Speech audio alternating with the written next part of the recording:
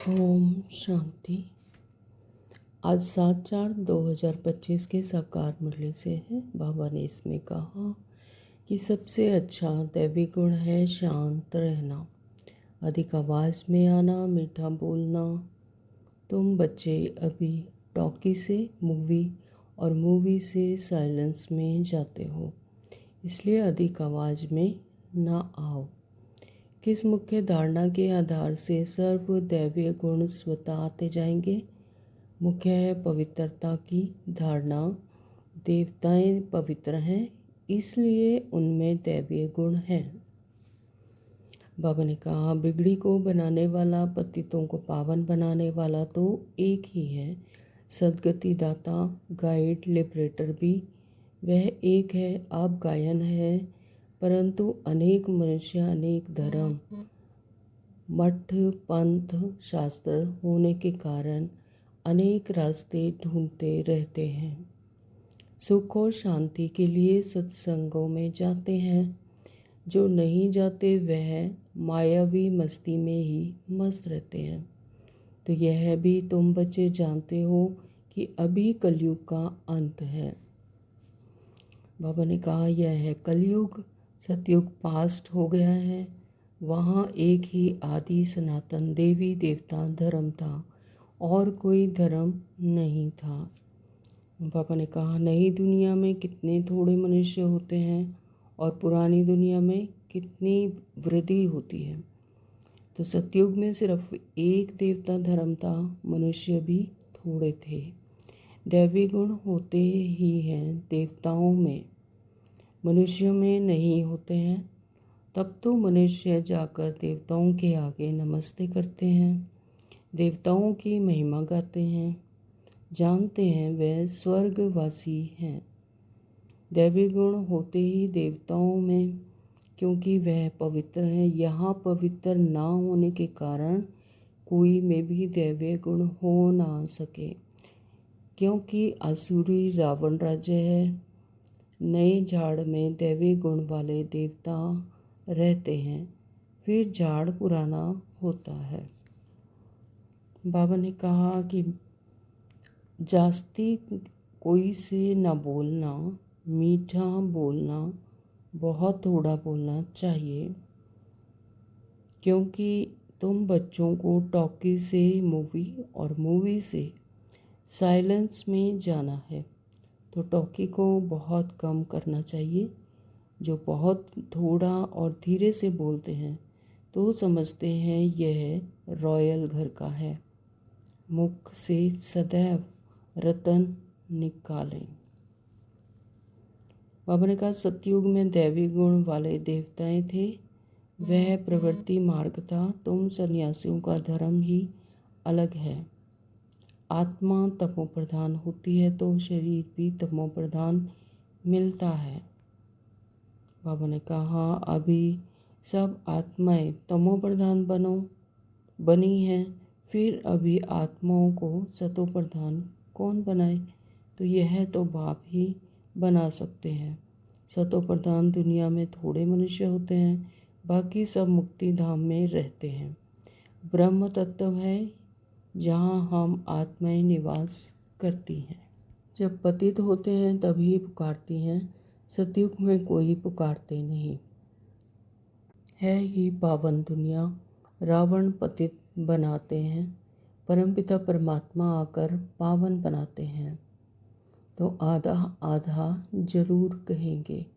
ब्रह्मा का दिन और ब्रह्मा की रात आधा आधा है। ज्ञान से दिन होता है, वहाँ अज्ञान है नहीं। अभी सबकी जड़जड़ीभूत अवस्था है। बाबा ने कहा, अभी इन आसुरी गुण वालों को फिर दैवीय गुणों वाला कौन बनाए? अभी तो अनेक धर्म, अनेक मनुष्य हैं, लड़ते झगड़ते रहते हैं। तो सतयुग में एक धर्म है तो दुख की कोई बात नहीं। शास्त्रों में तो बहुत दंत कथाएं हैं जो जन्म जन्मांतर पढ़ते आए हैं। बाप कहते हैं यह सब भक्ति मार्ग के शास्त्र हैं उनसे कुछ प्राप्त कर नहीं सकते। मुझे तो स्वयं एक ही बार आकर सबकी सद्गति करनी है, ऐसे वापस कोई जा ना सके। बहुत धैर्य से बैठ समझाना चाहिए, हंगामा भी ना हो। जो सियाणे मनुष्य होंगे वह कहेंगे यह विचार करने योग्य बातें हैं। बाबा धीरज से समझा रहे हैं, बहुत ज़ोर से बोलना नहीं चाहिए। आप कुछ टाइम देकर एकांत में आकर समझेंगे तो आपको रचयिता और रचना की राज समझाएंगे। रचना के आदि मध्य अंत का ज्ञान रचयिता बाप ही समझाते हैं, बाकी तो सब नीति नीति ही करके जाते हैं। बाबा ने कहा लेकिन यह नॉलेज सिवाय बाप के कोई समझा ना सके। समझाने वाला कोई बुजुर्ग होगा तो मनुष्य समझेंगे यह भी अनुभवी है। तमो प्रधान से सतो प्रधान बनाने हैं। माताएं बैठ उनको समझाएंगे तो खुश होंगे। बोलो ज्ञान सागर बाप ने ज्ञान का कलश हम माताओं को दिया है तो हम फिर औरों को देते हैं। बहुत नम्रता से बोलते रहना है। शिव ही ज्ञान का सागर है जो हमको ज्ञान सुनाते हैं। वह हमको ब्रह्मतन से पढ़ाते हैं, इसलिए ब्रह्मा कुमार कुमारियाँ गाए हुए हैं। ऐसे बहुत मीठे रूप में बैठ समझाओ। बल कितना भी पड़ा हुआ हो, ढेर प्रश्न करते हैं। पहले पहले तो बाप पर ही निश्चय कराना है। सभी गंगा स्नान करने जाते हैं तो पतित ठहरे ना। मैं तो कहता नहीं हूँ कि गंगा स्नान करो, मैं तो कहता हूँ माँ में कम याद करो। मैं तुम सभी आशिकों का माशूक हूँ। सभी एक माशूक को याद करते हैं। रचना का क्रिएटर एक ही बाप है। वह कहते हैं देही अभिमानी बन मुझे याद करो, और इस योग अग्नि से विक्रम विनाश होंगे। बुद्धि और तरफ भागती रहती है। भक्ति में भी ऐसे होता है तो सारा दिन तो वेस्ट हो जाता है। बाकी जो टाइम मुकर्रर करते हैं उसमें भी बुद्धि कहाँ कहाँ चली जाती है। सबका ऐसा हाल होता होगा, माया है ना। बाबा ने विशेष कहा कि आंखें बंद करके बैठना यह कायदा नहीं है। बाप कहते हैं याद में बैठो, ऐसे थोड़ी कहते हैं कि आंखें बंद करो। आंख बंद कर कांध नीचे कर बैठेंगे तो बाबा कैसे देखेंगे। आंखें कभी बंद नहीं करना चाहिए। आंखें बंद हो जाती हैं तो कुछ दाल में काला होगा। कोई भी आए तो देखे बात कितनी मीठी करते हैं। बहुत साइलेंस होनी चाहिए, कुछ भी लड़ना झगड़ना नहीं तो जैसे बाप टीचर गुरु तीनों की निंदा कराते हैं।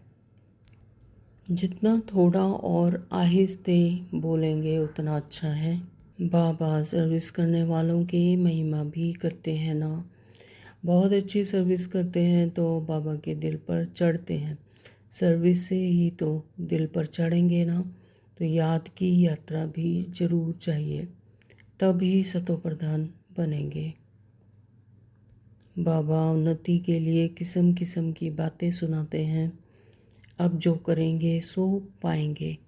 तुमको परिस्थानी बनना है, गुण भी ऐसे धारण करने हैं। तो धारणा के लिए मुख्य सार में बाबा ने नंबर 1 कहा कि किसी से भी बहुत नम्रता और धीरे से बातचीत करनी है। बोलचाल बहुत मीठा हो, साइलेंस का वातावरण हो, कोई भी आवाज़ ना हो, तब सर्विस की सफलता होगी। सच्चा सच्चा आशिक बन एक माशूक को याद करना है। याद में कभी आंखें बंद कर कांध नीचे करके नहीं बैठना है। वरदान दिया है सर्व खजानों को स्व के प्रति औरों के प्रति यूज़ करने वाले अखंड महादानी भव।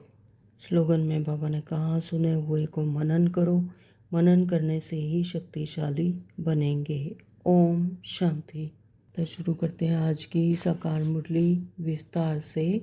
आज बाबा ने क्या कहा।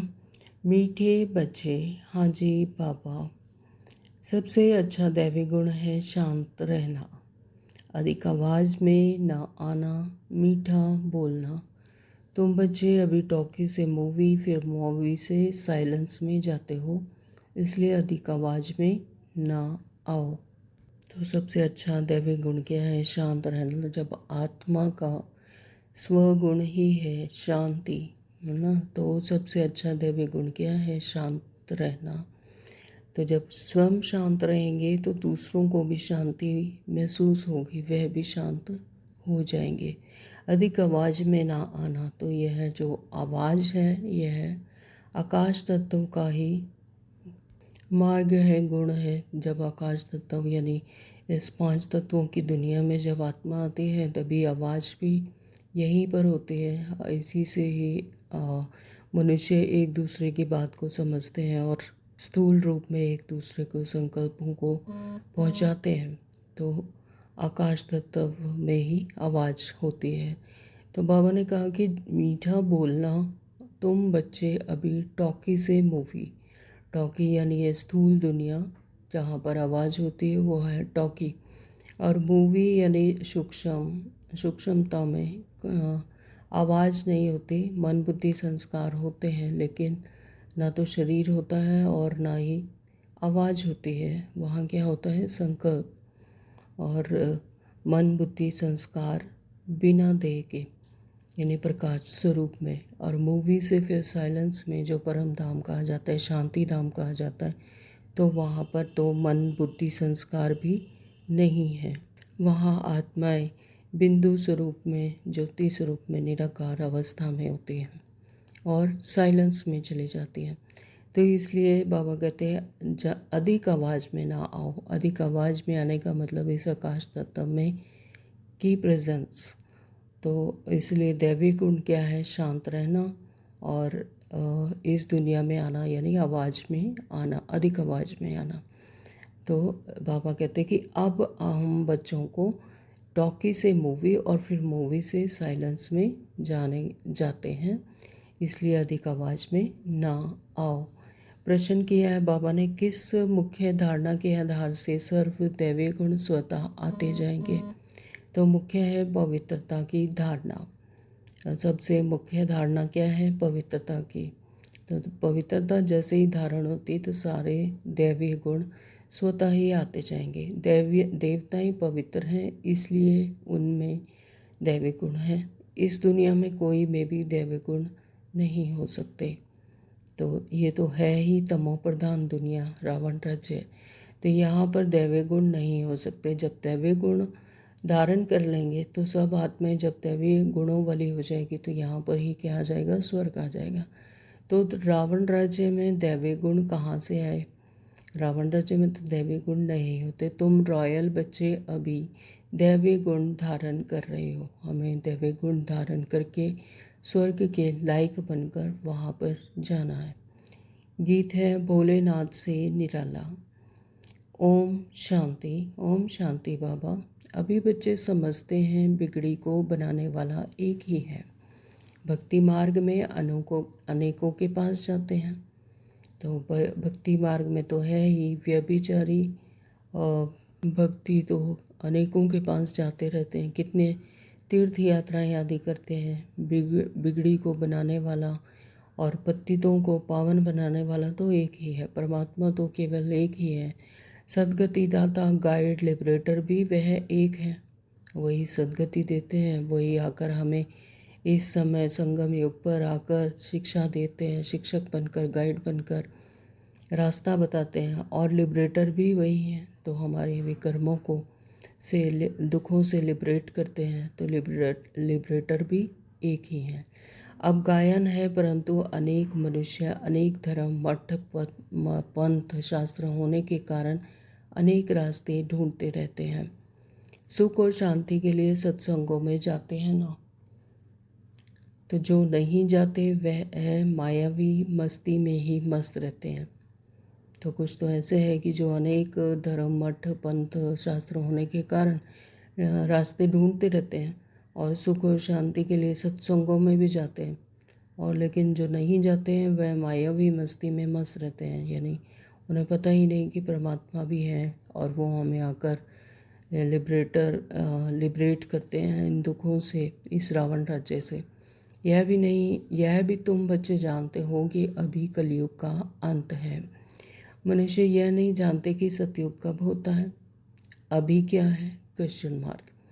तो यह तो बच्चा भी समझ सकता है कि नई दुनिया में सुख और पुरानी दुनिया में जरूर दुख होता है। तो इस पुरानी दुनिया में अनेक मनुष्य हैं, अनेक धर्म हैं।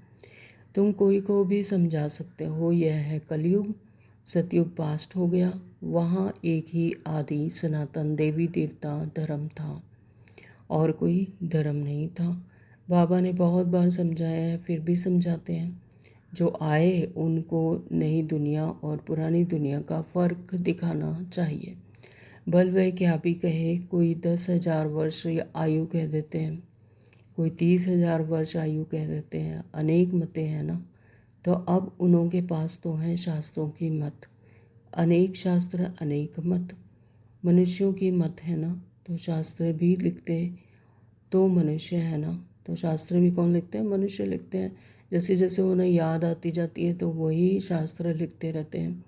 लेकिन यहाँ पर तो परमात्मा स्वयं आकर अपना ज्ञान इन तीनों कालों का, इन तीनों युगों, चारों युगों का ज्ञान हमें कौन देते हैं? परमात्मा स्वयं, परमपिता परमात्मा शिव। तो देवताएं कोई शास्त्र नहीं लिखते हैं, देवताओं को तो लिखने की दरकार ही नहीं। देवताएं तो प्रारब्ध हैं। संगम युग पर जो हम बच्चे पुरुषार्थ करते हैं उसकी प्रलब्ध है देवताएं। तो वहाँ तो शास्त्र लिखने की कोई दरकार ही नहीं। सतयुग में देवी देवता धर्म होता है, उन्हों को मनुष्य भी नहीं कहा जा सकता। तो दैवी गुणों वालों को क्या कहेंगे? देवी देवता। उनको मनुष्य नहीं कहते। मनुष्य कहाँ होते हैं? यहाँ तमो प्रधानता में होते हैं। तमो जब से रावण राज्य शुरू होता है द्वापर से, तब से क्या होते हैं? मनुष्य। तो जब कोई मित्र संबंधी आदि मिलते हैं तो उनको बैठ यह सुनाना चाहिए। विचार की बात है, नई दुनिया में कितने थोड़े मनुष्य होते हैं, तो वहाँ पर जो दैवीय गुण धारण करते हैं वही मनुष्य सतयुग में जाते हैं। वही मतलब सतयुग में वही आत्माएं उतरती हैं। तो कितने थोड़े मनुष्य होते हैं और पुरानी दुनिया में कितनी वृद्धि होती जाती है।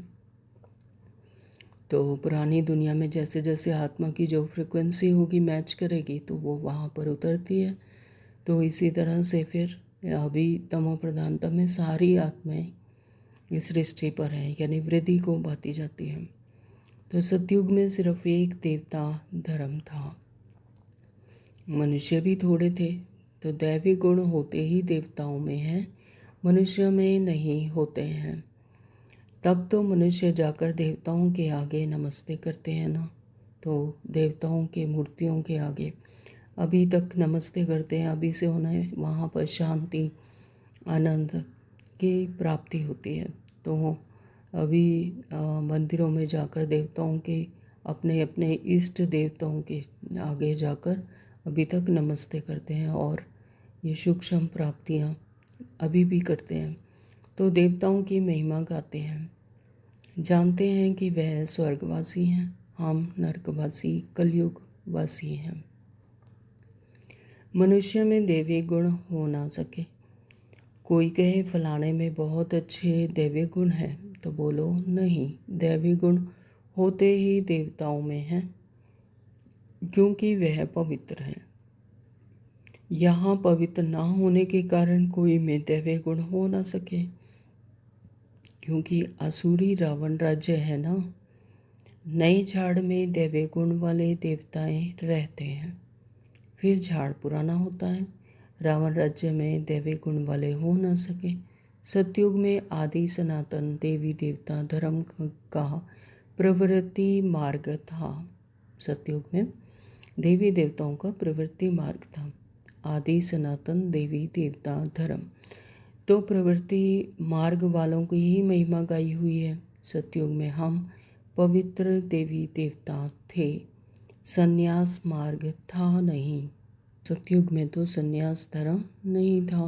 कितनी पॉइंट्स मिलती हैं, परंतु सभी पॉइंट्स किसी की बुद्धि में रह ना सके। पॉइंट्स भूल जाती हैं, इसलिए फेल होते हैं। दैवी गुण धारण नहीं करते हैं। एक ही दैवी गुण अच्छा है, जास्ती कोई से ना बोलना, मीठा बोलना, बहुत थोड़ा बोलना चाहिए, क्योंकि तुम बच्चों को टॉकी से मूवी और मूवी से साइलेंस में जाना है। तो यह दैवीय गुण है कि जास्ती ना बोलना। कि लोग सोचते हैं कि बहुत ऊंचा बोलना और बहुत ज़्यादा बोलने से उसका असर होता है, ऐसा नहीं। जितना मीठा बोलेंगे और जितना थोड़ा बोलना चाहिए, यानी अपने अंदर धैर्यता है, दृढ़ता है, इसकी शक्ति है, तो फिर थोड़ा सा भी बोलेंगे तो उसका असर होता है। मीठा बोलना और बहुत थोड़ा बोलना चाहिए, कम शब्दों का प्रयोग करना चाहिए। क्योंकि तुम बच्चों को टॉकी से मूवी, अभी क्या करना है हमें, टॉकी से मूवी में जाना है, फिर मूवी से साइलेंस में जाना है। तो टॉकी को बहुत कम करना चाहिए, टॉकी ज़्यादा बोलचाल में नहीं आना है। तुम बहुत थोड़ा और धीरे से बोलते हैं तो समझते हैं यह रॉयल घर का है। मुख से सदैव रतन निकलें, तो हमेशा मुख से सदैव वरदानी वचन निकले, रतन निकले, शुभ कामनाएं, शुभ भावनाएं निकले, तो मुख से सदैव रतन निकले। बाबा कहते सन्यासी अथवा कोई भी हो तो उनको नई और पुरानी दुनिया का कंट्रास्ट बताना चाहिए। तो जो सन्यासी हैं वह भी अपना घर बार छोड़कर, है ना, इस प्रवृत्ति मार्ग को छोड़कर निवृत्ति मार्ग में जाते हैं, जंगल में चले जाते हैं या एकांत में किसी पहाड़ी पर चले जाते हैं। तो वह उनको बाबा कहते हैं कि वो परमात्मा को पाने का यत्न करते हैं। तो बाबा कहते हैं कि कोई भी हो, चाहे सन्यासी हो, तो उनको भी नई और पुरानी दुनिया का कंट्रास्ट बताना चाहिए। सतयुग में दैवी गुण वाले देवताएं थे, यह प्रवृत्ति मार्ग था। तुम सन्यासियों का धर्म ही अलग है, फिर भी यह तो समझते हो ना कि नई दुनिया सतो प्रधान होती है और अभी है तमो प्रधान। तो आत्मा तमो प्रधान होती है तो शरीर भी तमो प्रधान मिलता है। तो जैसे जैसे आत्मा की स्थिति होगी वही बाहर मैनिफेस्ट होगा। तो जब आत्मा सतो प्रधान होगी तो दुनिया भी कैसी होगी, सतो प्रधान। अभी आत्मा रावण राज्य में तमो प्रधान बनी है, तो इसीलिए शरीर भी और यह प्रकृति भी तमो प्रधान है। अभी है पतित दुनिया, सबको पतित कहेंगे। वह है पावन सतो प्रधान दुनिया, कौन सी, सतयुग में। वही नई दुनिया सो अब पुरानी होती है। तो इस समय सभी मनुष्य आत्माएं नास्तिक हैं, इसलिए ही हंगामे हैं। धनी को ना जानने के कारण आपस में लड़ते झगड़ते रहते हैं। धनी यानी परमात्मा, परमात्मा को ना जानने के कारण आपस में लड़ते झगड़ते रहते हैं। निश्चय ही नहीं, ड्रामा पर निश्चय नहीं कि ये तो ड्रामा है। तो जैसे जैसे जिसका पार्ट है वो सभी निभा रहे हैं, तो फिर लड़ना झगड़ना क्यों, क्यों, क्या, कैसे का क्वेश्चन ही नहीं। तो रचयिता और रचना को जानने वाले को आस्तिक कहा जाता है। संन्यास धर्म वाले तो नई दुनिया को जानते ही नहीं, तो वहाँ आते ही नहीं। बाप ने समझाया है, अभी सब आत्माएं तमो प्रधान बनी है, फिर सभी आत्माओं को सतो प्रधान कौन बनाए, क्वेश्चन मार्क। तो वह तो बाप ही बना सकते हैं। सतो प्रधान दुनिया में थोड़े मनुष्य होते हैं, बाकी सब मुक्ति धाम में रहते हैं। तो जो बाकी आत्माएं जिनका पार्ट नहीं है सतयुग में आने का, तो वो आत्माएं कहाँ चली जाती हैं, मुक्ति में रहती हैं। और ब्रह्म तत्व है जहाँ हम आत्माओं का निवास स्थान है, वहाँ पर आत्माएं निवास करती हैं। तो उनको क्या कहा जाता है, ब्रह्मांड। ब्रह्म तत्व को ब्रह्मांड। तो आत्मा तो अविनाशी है, यह है अविनाशी नाटक, तो जिसमें सभी आत्माओं का पार्ट है। नाटक कब शुरू हुआ यह कभी कोई बता ना सके, यह अनादि ड्रामा है ना। तो बाप को सिर्फ पुरानी दुनिया को नई बनाने आना पड़ता है। ऐसे नहीं कि बाप नई सृष्टि रचते हैं। तो ऐसे कह देते हैं कि परमात्मा ने सारी सृष्टि रची, तो बाबा कहते हैं ऐसा नहीं, नई सृष्टि नहीं रचते, बल्कि पुरानी दुनिया को नया बनाते हैं। तो जब पतित होते हैं तब ही पुकारते हैं, सतयुग में कोई पुकारते ही नहीं। तो वहाँ पर पता ही नहीं कि ऐसे परमात्मा को याद भी करना होता है, परमात्मा की भी स्मृति होती है, लेकिन आत्मिक स्मृति में रहते हैं। तो सतयुग में कोई पुकारते ही नहीं, वहाँ कोई दुख ही नहीं, दर्द नहीं, तो इसलिए वहाँ पर परमात्मा को पुकारने की कोई दरकार ही नहीं। वहाँ है ही पावन दुनिया। रावण पतित बनाते हैं, परमात्मा परमपिता परमात्मा आकर पावन बनाते हैं। आधा आधा जरूर कहेंगे, ब्रह्मा का दिन और ब्रह्मा की रात आधा आधा है, यानी सतयुग और त्रेता दिन और द्वापर और कलयुग रात, जहाँ पर अज्ञान अंधेरा है।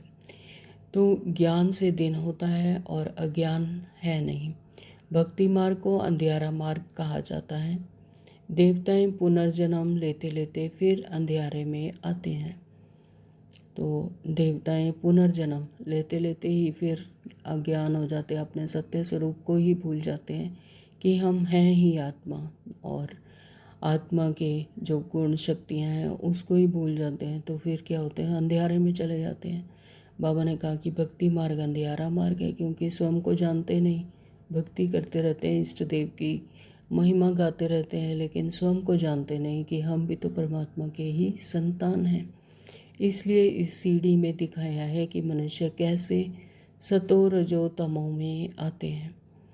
अभी सबको जर्जड़ी भूत अवस्था है, अभी सबकी क्या है, जर्जड़ी भूत अवस्था, यानी तमो प्रधानता में है। तो बाप आते हैं ट्रांसफ़र करने, अर्थात मनुष्य को देवता बनाने, फिर से वही दैवीय गुण भर के मनुष्य को फिर से क्या बनाते हैं, देवता बनाते हैं। वही गुण शक्तियाँ जैसे परमात्मा में वैसे ही परमात्मा की संतान में आत्माओं में होती हैं।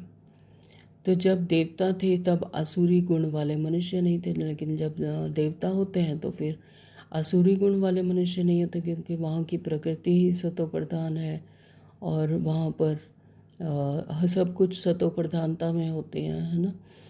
तो इसीलिए वायुमंडल ही सतो प्रधान है, मनुष्य ही सारे जो हैं वो देवता होते हैं, देवी गुण वाले होते हैं, आसुरी गुण वाले वहाँ पर नहीं होते। तो अभी इन आसुरी गुण वालों को फिर से दैवीय गुण वाले कौन बनाए, क्वेश्चन मार्क। तो बाबा पूछ रहे हैं, अभी तो अनेक धर्म अनेक मनुष्य हैं, लड़ते झगड़ते रहते हैं। सतयुग में एक धर्म है तो दुख की कोई बात नहीं। शास्त्रों में तो बहुत दंत कथाएं हैं, जो जन्म जन्मांतर पढ़ते हैं। तो शास्त्र किसने बनाए, मनुष्य नहीं बनाए ना। जैसे जैसे जिसको द्वापर से शास्त्र बनने शुरू होते हैं, यानी जैसे जैसे जिसको स्मृति आती गई और वो शास्त्र बनाते गए। तो दंत कथाएं हैं, जन्म जन्मांतर पढ़ते हैं। बाप कहते हैं यह सब भक्ति मार्ग के शास्त्र हैं, उनसे कोई मुझे प्राप्त कर नहीं सकते। तो परमात्मा का जब तक परिचय नहीं है, हम अपना परिचय नहीं कि हम हैं ही परमात्मा के संतान, परमात्मा के बच्चे, तो फिर बाबा कहते हैं उनसे मुझे कोई प्राप्त नहीं है, प्राप्त नहीं कर सकते। लेकिन भक्ति मार्ग में जो शास्त्र बने हैं तो उसमें तो अपने इष्ट की भक्ति करते हैं और उनके ही गुणगान करते हैं, है ना। जैसे जैसे जिसको स्मृति आती जाती है वो शास्त्र बन जाते हैं। उसमें तो परमात्मा का जानते ही नहीं कि परमात्मा का परिचय क्या है, उसकी गुण शक्तियाँ क्या हैं, परमात्मा करते क्या हैं, उनका ऑक्यूपेशन क्या है, नहीं जानते। तो बाबा कहते हैं उससे मुझे प्राप्त नहीं कर सकते। तो परमात्मा हमें ज्ञान से क्या करते हैं, अपने जैसा बनाते हैं, जैसे वे स्वयं है वैसे ही अपने बच्चों को बनाते हैं। लेकिन भक्ति में क्या करते हैं, हम सिर्फ उनकी महिमा करते हैं, जो इष्ट देव हैं उनकी महिमा करते हैं, उससे कोई प्राप्ति नहीं। अगर किसी को भक्ति में साक्षात्कार भी होता है तो लेकिन उसको देख के ही खुश हो जाते हैं कि हाँ मुझे अपने इष्ट देव का साक्षात्कार हुआ, लेकिन उससे कोई प्राप्ति नहीं है, उसमें अपने जैसा उनके जैसा बन नहीं सकते। लेकिन यहाँ ज्ञान में परमात्मा हमें हर बात में, गुण में, शक्तियों में, खजानों में से अपने जैसा बनाते। जैसे शक्तियाँ परमात्मा में वैसे ही आत्मा में।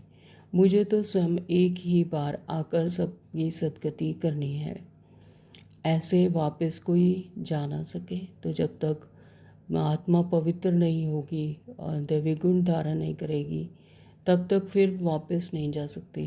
तो पवित्र तो बनना ही है। बहुत धैर्य से बैठ समझाना चाहिए, हंगामा भी ना हो, तो उन लोगों को अपना अहंकार तो रहता है ना। साधु संतों के साथ फॉलोअर्स भी रहते हैं, झट कह देंगे कि इनको भी ब्रह्मा कुमारियों का जादू लगा है। तो ब्रह्मा कुमार कुमारियों का क्या जादू है कि परमात्मा उनके साथ है, परमात्मा की छत्र छाया में है। तो यही जादू है और कोई जादू नहीं। तो सियाने मनुष्य जो कहेंगे होंगे वे कहेंगे और विचार करने योग्य बातें हैं। तो जो सियाने होंगे जिनको दिल में धक से लगेगा कि हाँ परमात्मा की बात करते हैं, तो फिर वो विचार करेंगे कि ये विचार करने योग्य बातें हैं। मेले प्रदर्शनी में अनेक प्रकार के आते हैं ना, तो प्रदर्शनी आदि में कोई भी आए तो उन्हें बड़े धैर्य से समझाना चाहिए, जैसे बाबा धीरे से समझा रहे हैं। तो बहुत ज़ोर से बोलना नहीं चाहिए। तो ताकत एक्चुअली जो आवाज़ में नहीं होती, शब्दों में होती है, जो दिल से निकलते हैं, जो धैर्यता से और मिठास से बोलना चाहिए, उसमें शक्ति होती है, ना कि ज़ोर से आवाज़ करने में। तो बहुत ज़ोर से बोलना नहीं चाहिए। प्रदर्शनी में तो बहुत इकट्ठे हो जाते हैं ना, फिर कह देना चाहिए आप कुछ टाइम लेकर एकांत में आकर समझेंगे तो आपको रचयिता और रचना का राज समझाएंगे। तो बाबा कहते हैं कि कुछ टाइम देकर अगर एकांत में मतलब उसकी स्थिति इस तरह से हो गई, आत्मा लेना चाहती है ज्ञान, तो एकांत में आकर समझेंगे तो आपको रचयिता और रचना का राज समझाएंगे। रचना के आदि मध्य अंत का ज्ञान रचयिता बाप ही समझाते हैं। बाकी तो सब नेति नेति ही करके जाते हैं, कोई भी मनुष्य जा ना सके। ज्ञान से सद्गति हो जाती है, फिर ज्ञान की दरकार नहीं होती है। जब ज्ञान से सद्गति हो जाती है फिर ज्ञान की दरकार नहीं रहती। यानी स्वर्ग में सतयुग में जब आत्मा प्रारब्ध को पाती है तो फिर वहाँ पर तो ज्ञान को धारण करने की कोई ज़रूरत नहीं, दरकार ही नहीं। तो यह नॉलेज सिवाय बाप के कोई समझा ना सके। तो यहाँ पर जब परमपिता परमात्मा आते हैं तभी हम नॉलेज उठाते हैं, परमात्मा पिता से नॉलेज लेते हैं। समझाने वाला कोई बुजुर्ग होगा तो मनुष्य समझेंगे यह भी अनुभवी है, जरूर सत्संग आदि किया होगा। कोई बच्चे समझाएंगे तो कहेंगे यह क्या जाने। तो मतलब यहाँ पर आत्मा की इस स्थूल स्वरूप की भी बात है कि अगर कोई बुजुर्ग समझाएगा तो समझेंगे कि हाँ ये अनुभवी है और सत्संगों में जाकर इसने ये नॉलेज प्राप्त की है। लेकिन अगर कोई बच्चा समझाएगा, लेकिन बाबा के लिए तो सभी आत्माएं हैं, चाहे कोई बच्चा है चाहे बुजुर्ग है, और कौन किस तरह से धारणा करता है उसकी आत्मा की स्थिति पर डिपेंड करता है। तो अगर लेकिन जो स्थूल दुनिया है, अगर कोई बच्चा समझाएंगे तो कहेंगे ये तो बच्चा है ना, तो यह क्या जाने। तो ऐसे ऐसे को बुजुर्ग का असर पड़ सकता है। बाप एक ही बार आकर यह नॉलेज समझाते हैं, तमो प्रधान से सतो प्रधान बनाते हैं। माताएं बैठ उनको समझाएंगी तो खुश होंगे। बोलो ज्ञान सागर बाप ने ज्ञान का कलश हम माताओं को दिया है, जो हम फिर औरों को देते हैं। तो बाबा ने ज्ञान का कलश किस पर रखा? माताओं के सिर पर रखा, यानी माताओं को ये अथॉरिटी दी। तो अगर माताएं ये ज्ञान सुनाएं तो फिर औरों को देते हैं। कलश माताओं को दिया है फिर औरों को देते हैं। बहुत नम्रता से बोलते रहना है। शिव ही ज्ञान का सागर है जो हमको ज्ञान सुनाते हैं।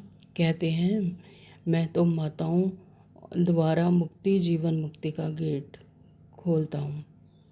तो बाबा क्या कहते हैं कि माताओं के द्वारा ज्ञान का कलश माताओं के सिर पर रखा तो फिर मुक्ति और जीवन मुक्ति का गेट्स खोलता हूँ, और कोई खोल ना सके। हम अभी परमात्मा द्वारा पढ़ रहे हैं, हमको कोई मनुष्य नहीं पढ़ाते हैं। ज्ञान का सागर एक ही परमपिता परमात्मा है। तुम सब भक्ति के सागर हो। भक्ति की अथॉरिटी हो, ना कि ज्ञान की। ज्ञान की अथॉरिटी एक मैं ही हूँ। महिमा भी एक ही करते हैं, एक की करते हैं। वही ऊंचते ऊंच हैं, हम उनको ही मानते हैं। वह हमको ब्रह्मा तन से पढ़ाते हैं। तो ब्रह्मा बाबा के तन का आधार लेकर परमात्मा ने उनमें प्रवेश करके हम बच्चों को पढ़ाया। तो बाबा कहते हैं कि हम ब्रह्मा तन से पढ़ाते हैं, इसलिए ब्रह्मा कुमार कुमारियाँ गाए हुए हैं, तो इसीलिए सभी बच्चों को क्या कहा जाता है, ब्रह्मा कुमार ब्रह्मा कुमारियाँ, यानी ब्रह्मा के मुख वंशावली। ऐसे बहुत मीठे रूप में बैठ समझाओ। बल कितना भी पड़ा हुआ हो, ढेर प्रश्न करते हैं। पहले पहले तो बाप पर ही निश्चय कराना है। तो सबसे पहले तो परमपिता परमात्मा पर जब निश्चय होगा तो फिर ये सब प्रश्न क्यों क्या कैसे का खत्म हो जाएंगे। तो सबसे पहला निश्चय क्या है, परमात्मा पर निश्चय। पहले तुम यह समझो, रचता बाप है वा नहीं। सभी का रचयिता एक ही शिव बाबा है, वही ज्ञान का सागर है। बाप टीचर सदगुरु है, वही बाप है, वही हम आत्माओं के पिता परम आत्मा है। टीचर है, संगम युग पर आकर हमें ज्ञान देते हैं, टीचर हैं, सदगति करते हैं, सदगुरु हैं। तो पहले तो यह निश्चय बुद्धि हो कि रचता बाप ही रचना के आदि मध्य अंत का ज्ञान हमें देते हैं। तो वही इस चक्र को समझाते हैं, आदि मध्य अंत, इस सृष्टि चक्र को समझाते हैं। तो वही रचता बाप की रचना के आदि मध्य अंत का ज्ञान हमें देते हैं, वही हमको समझाते हैं। वह तो जरूर राइट ही समझाएंगे, फिर कोई प्रश्न उठ ना सके। तो परमात्मा को तो कोई शास्त्र उठाने की ज़रूरत नहीं, वह तो स्वयं ही सब जानते हैं। तो बाबा कहते कि वह तो जरूर राइट ही समझाएंगे, फिर कोई प्रश्न उठ ना सके। बाप आते ही हैं संगम पर, फिर कहते हैं मुझे याद करो, तो पाप भस्म हो जाएंगे। हमारा काम ही है पतित को पावन बनाने का। अभी तमो प्रधान दुनिया है, पतित पावन बाप बगैर कोई को जीवन मुक्ति मिल ना सके। तो जीवन मुक्ति भी कौन दिलाते, परमात्मा पिता। तो अभी ज्ञान स्नान करने जाते हैं तो पतित ठहरे ना। तो मतलब जो समझते हैं कि हम पतित हैं तभी तो ज्ञान स्नान करने जाते हैं। लेकिन बाबा क्या कहते हैं, मैं तो कहता नहीं हूँ कि ज्ञान स्नान करो, तो गंगा स्नान करो।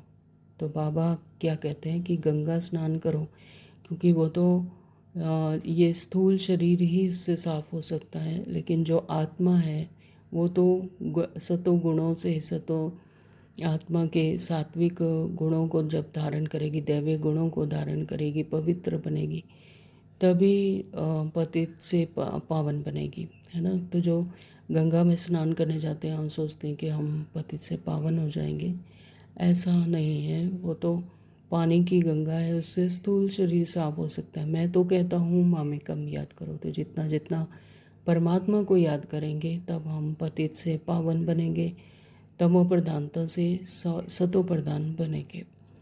मैं तुम सभी आशिकों का माशूक हूँ। तो सभी आत्माएं क्या हैं, आशिक हैं, और माशूक कौन है, स्वयं परम पिता परमात्मा। तो सभी एक माशूक को याद करते हैं। रचना का क्रिएटर एक ही बाप है। वह कहते हैं देही अभिमानी बन मुझे याद करो, तो इस योग अग्नि से विक्रम विनाश होंगे। यह योग बाप अभी ही सिखलाते हैं। तो जितना जितना परमात्मा के सानिध्य में रहेंगे, परमात्मा की छत्र छाया में रहेंगे, योग में रहेंगे, तो उसी अग्नि से क्या होगा, विक्रम विनाश होंगे। तो यह योग भी कौन सिखलाते हैं, परमात्मा पिता स्वयं आकर सिखाते हैं।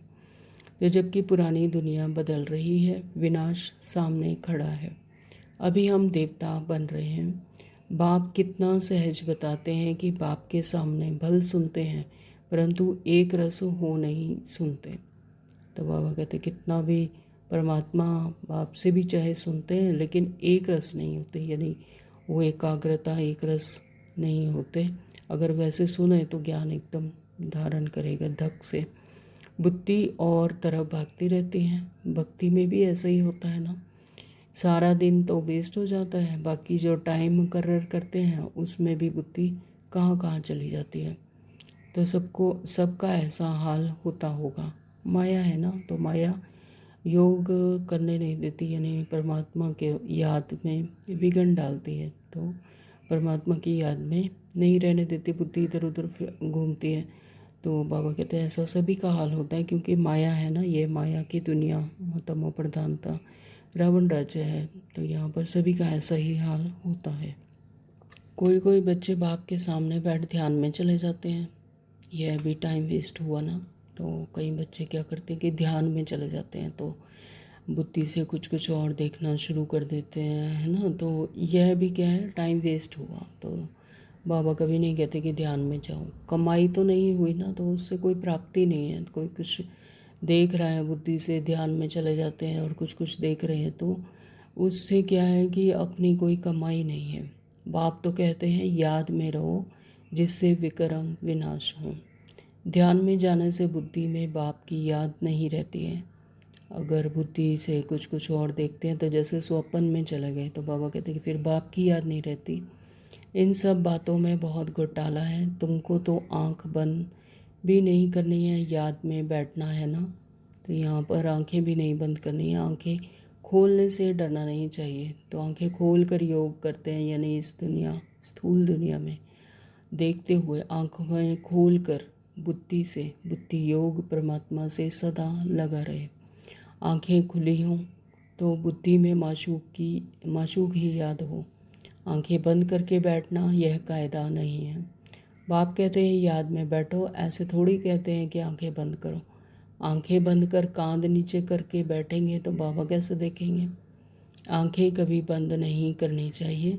आंखें बंद हो जाती हैं तो कुछ दाल में काला है। तो बाबा कहते हैं अगर आंखें बंद कर लेते हैं तो यानी ध्यान में चले गए, कुछ कुछ और कर रहे हैं, तो वहाँ पर वो फिर यथार्थ याद नहीं होती, कुछ और ही होता है। तो और कोई कोई याद करते होंगे। तो बाप तो कहते हैं कि कोई मित्र संबंधियाँ आदि को याद किया तो तुम सच्चे आशिक नहीं ठहरे। सच्चा आशिक बनेंगे तभी ऊंच पद पाएंगे। तो परमात्मा का क्या बनना है, सच्चा आशिक बनना है। हर समय परमात्मा ही याद रहे, सदा बुद्धि योग परमात्मा से लगा रहे। तो मेहनत सारी याद में है, देह अभिमान में बाप को भूलते हैं, फिर धक्के खाते रहते हैं। और बहुत मीठा भी बनना चाहिए, वातावरण भी मीठा हो, कोई आवाज़ नहीं। कोई भी आए तो देखे बात कितनी मीठी करते हैं। बहुत साइलेंस होनी चाहिए, कुछ भी लड़ना झगड़ना नहीं। नहीं तो जैसे बाप टीचर गुरु तीनों की निंदा कराते हैं।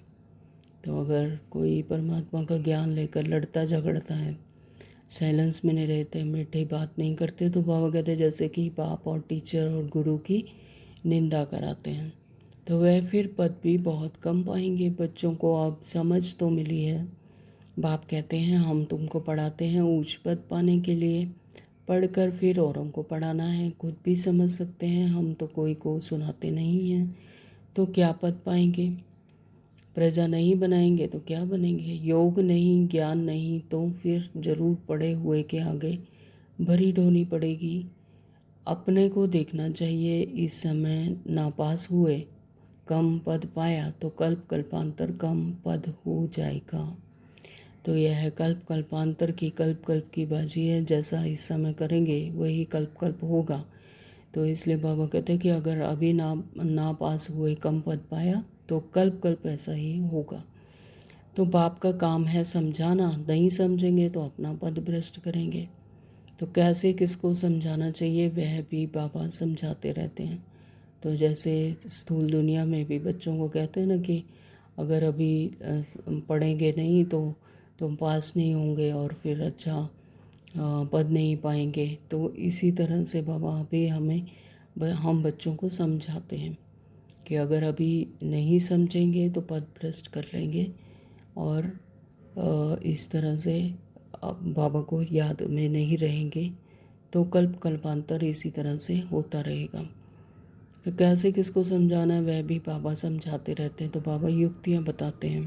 तो जितना थोड़ा और आहिस्ते बोलेंगे उतना अच्छा है। तीर कब लगता है, जब आत्मिक स्मृति वैसी हो गई, आत्मिक स्थिति अच्छी होगी, है ना। तभी दूसरे को, मतलब ज़्यादा बोलना और बहुत ज़ोर से बोलना उसका असर नहीं होता। चाहे थोड़ा बोलो और आहिस्ते बोलें, लेकिन स्थिति वैसी हो आत्मा की तो ज़रूर उसको समझ आएगा। तो बाबा सर्विस करने वालों की भी महिमा भी करते हैं ना। बहुत अच्छी सर्विस करते हैं तो बाबा की दिल पर चढ़ते हैं। सर्विस से ही तो दिल पर चढ़ेंगे ना। तो याद की यात्रा भी ज़रूर चाहिए, तब भी सतो प्रधान बनेंगे। तो जैसे स्थूल दुनिया में भी जो पिता का कहना मानते हैं बच्चे, तो वो दिल पर चढ़े रहते हैं। तो इसी तरह से बाबा भी यहाँ पर कह रहे हैं कि जो बच्चे श्रीमत पर चलते हैं और परमात्मा की श्रीमत को धारण करते हैं, यथार्थ रीति सर्विस में रहते हैं, तो वो भी बाबा के दिल पर चढ़े रहते हैं।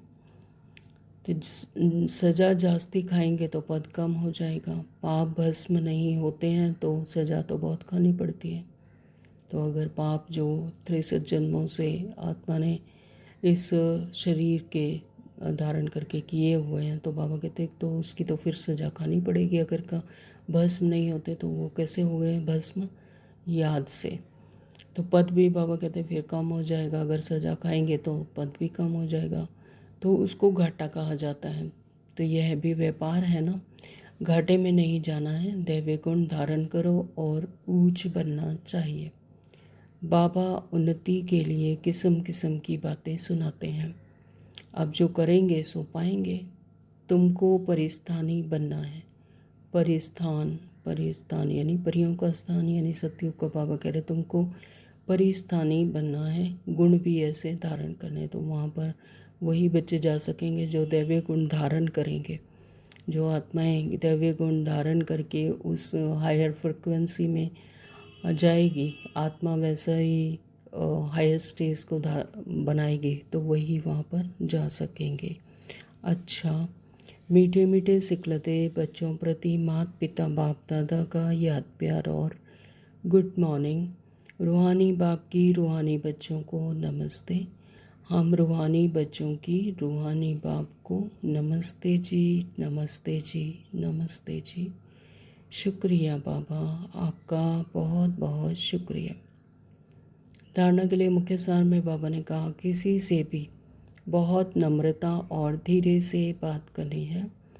बोलचाल बहुत मीठा हो, साइलेंस का वातावरण हो, कोई भी आवाज़ ना हो, तब सर्विस की सफलता होगी। बाबा ने आज ही इसी बात पर ज़्यादा ध्यान खिंचवाया है सभी बच्चों का कि नम्रता और धीरे से बातचीत करनी है। तो ऐसा नहीं कि ज़ोर ज़ोर से बोलकर या ज़्यादा आवाज़ करने से उसका असर होता है, नहीं।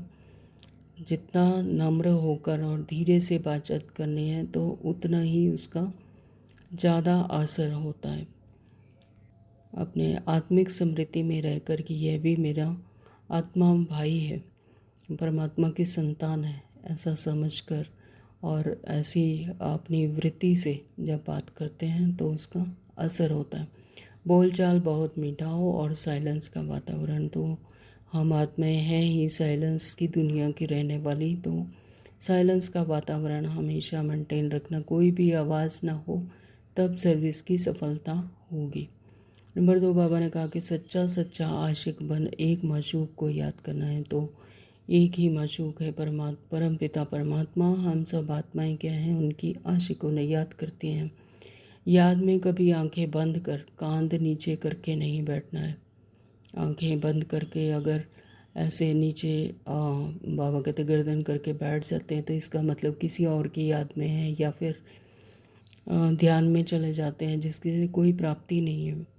तो हमेशा हमारे ज्ञान का यही मुख्य पॉइंट है कि अपने आंखें खोल कर या बुद्धि से परमात्मा से लगी रहे, परमात्मा को याद करना है बुद्धि से। तो देही अभिमानी होकर रहना है, यानी आत्मिक स्मृति में रहना है कि मैं हूँ ही आत्मा। अपने आत्मा की स्मृति में अपने सत्य स्वरूप में रहकर टिक कर फिर परमात्मा को याद करना है। वरदान दिया आज बाबा ने, सर्व खजानों को स्व के प्रति और औरों के प्रति यूज़ करने वाले अखंड महादानी भव।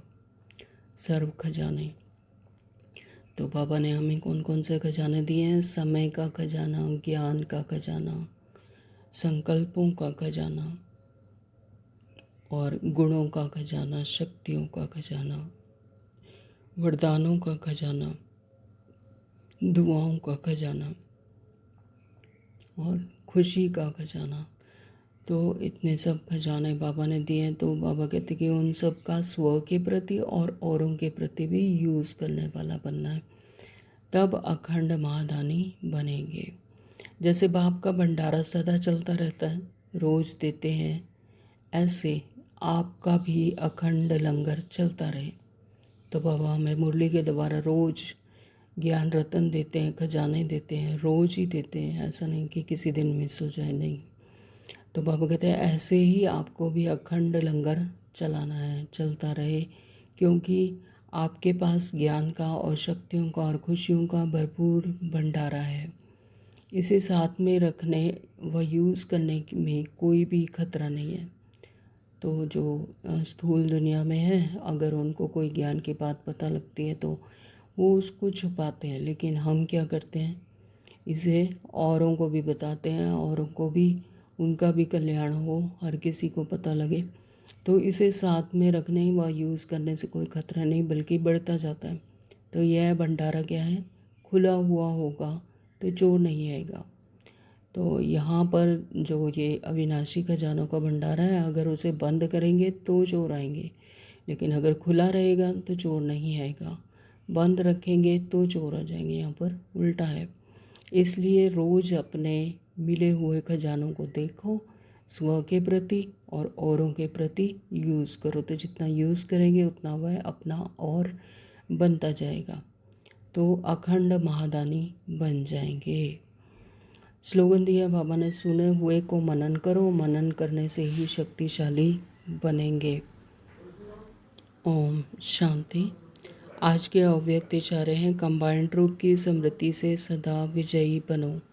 सेवा और स्थिति बाप और आप, यह कंबाइंड स्थिति कंबाइंड सेवा करो तो सदा फरिश्ते स्वरूप को अनुभव करेंगे। सदा बाप के साथ भी हैं और साथी भी हैं, यह डबल अनुभव हो। ये बाप साथ भी हैं और साथी भी है, हमेशा साथ हैं। स्व की लगन में सदा साथ का अनुभव करो और सेवा के सदा साथी का अनुभव करो। Om Shanti. Thank you Baba.